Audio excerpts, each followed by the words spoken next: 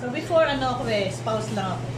So nung matan ako ng Rotary dahil spouse ako nung isa sa regular member, na-enjoy ko kasi meron kaming spouse night kung saan yung mga lahat ng spouses nagkaroon ng bandings, nagkakaroon ng magandang samahan.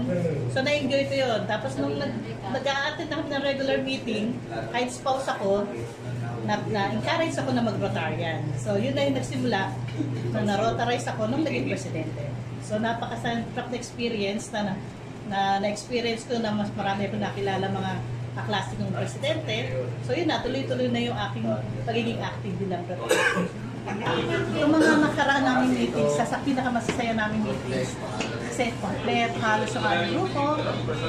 Ikwento ko pa nga ito kay SKG na yung meeting namin sobrang saya. Kasi nakita ko yung mga pati spouses, nakasama, at napaka-lively nung aming meeting. At the same time, after nung aming regular meeting, meron kami fellowship. Sa fellowship, masaya nun. Kasi meron kami mga pa-games na kung saan nag-participate yung lahat ng grupo. May mga partners kami. At nakakatuwa na meron pa kami mga contest na katulad ng gano'n.